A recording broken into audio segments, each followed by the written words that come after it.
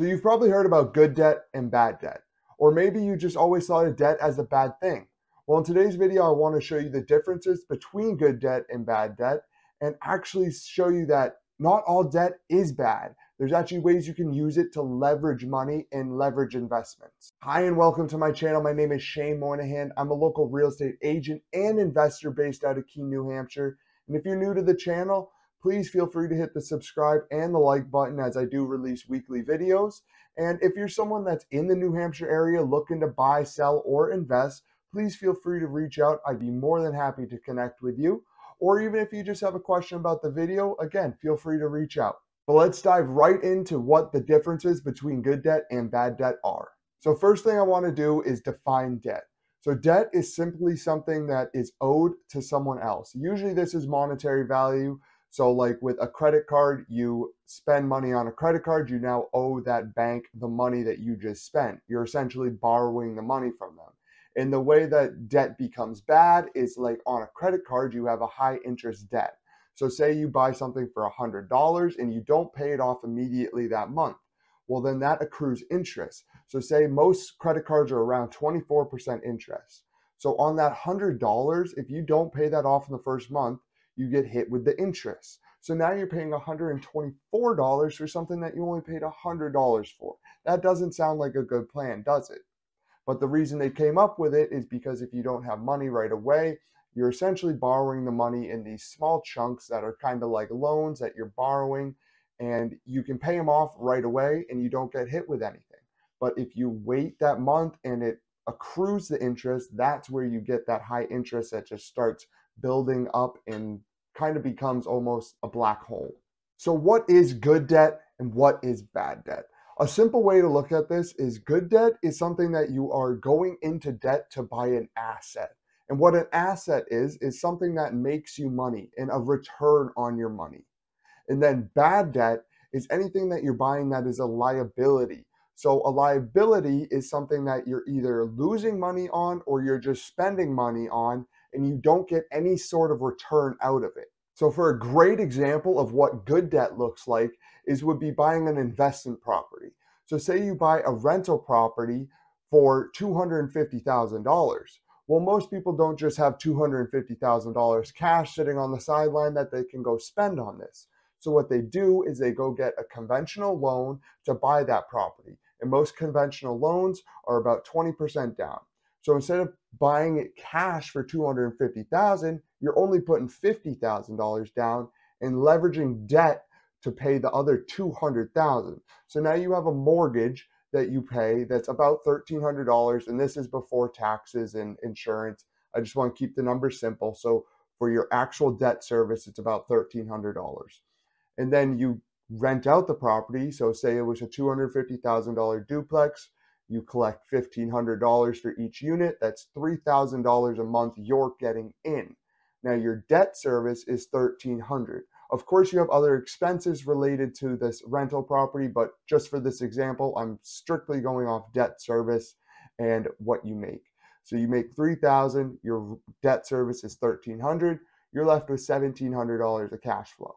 Now that is good debt. Now, don't get me wrong, there's still risk with this. If both of your units just somehow end up vacant and you have no monthly income off of that, well, now you just have this $1,300 payment that's not making you any money, and that just turned into bad debt. So if you have good debt that's actually giving you a return on your money, if you put $50,000 down and you're making $1,700 a month, of course, there's the other expenses. I'm ignoring that for right now. But that is good debt because you're making more money than you're spending on the debt. And again, this is simply good debt equals assets. So you're buying a rental property, that is an asset because you are making cash flow off that rental property, okay? So now what is bad debt? Bad debt, again, is anything that is a liability, okay? So a great example of this is buying a car and actually getting a loan on that car, especially if it's a new car. Because most of the time, if you're buying a new car, you buy the new car and right when it drives off the lot, you're losing at least 10 to 15% of the car's value just because that's how it works with new cars. Once you drive it off the lot, well, guess what? Now it's a used car. It's not worth as much. So right there, you're already losing money, which is a liability, and you still have your monthly payment because chances are you probably extended it over the max amount of years that you can, and you have interest. So you're actually paying more for that car than it's worth, because say you buy an $80,000 car, well, you just lost 10% of that when you drove it off the lot. So now it's worth $72,000, and then you're paying over the next probably 5 to 7 years of payments, which accrues a lot of interest, and you're probably paying closer to $100,000 for that car. And do you really need an $80,000 car to drive to work? Chances are no. And the reason I say that is from personal experience. I've never bought a new car. I don't find it a good use of money. The way I look at it is I buy used cars. If I can't buy a used car 3 times over in cash, I think it's too much for me. I don't need that nice of a car. Does it kind of suck having to drive an older car? Sure. But at least I'm not having a monthly payment. And guess what? Insurance is cheaper too. And then this one is definitely a controversial idea, and it is saying that your house is a liability. And this is for personal houses. So of course I'm a real estate agent. I'm not saying don't buy a personal house, but what I'm saying is don't buy a personal house thinking it's going to be an asset. Now, if you buy it cash and just expect some appreciation when you sell, well, then that could be an asset. But if you're buying a house and you're getting a normal 30-year loan like most people do, it's not necessarily an asset. It's more of a liability, because guess what? Every month you're taking money out of your pocket to pay the mortgage. You're not getting a return on your money.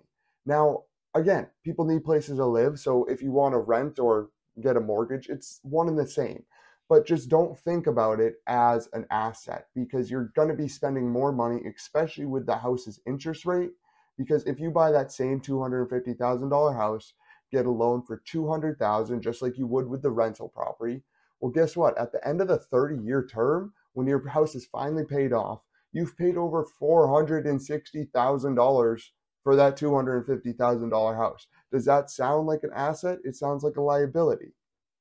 Okay, now that's definitely a controversial idea, but at least when you have that as an asset and it's your rental property, you're not paying for that.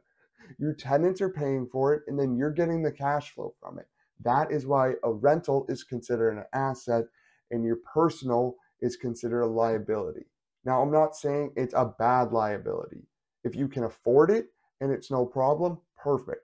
But it's still a liability because it's taking money out of your pocket. But I hope that sums up kind of just a general idea of good debt versus bad debt, because all debt does have the inherent risk of you not paying it that month, and then you're accruing even more interest, and then stuff can go downhill really quickly, especially if you're bad with credit cards, because there is a good way to use credit cards. Credit cards offer points, and they offer rewards like 2% cash back and all this stuff. So it can be good. But the way you should use a credit card is this is how I use a credit card. It's basically, it's a debit card, but I put it on my credit card so I get points and rewards back.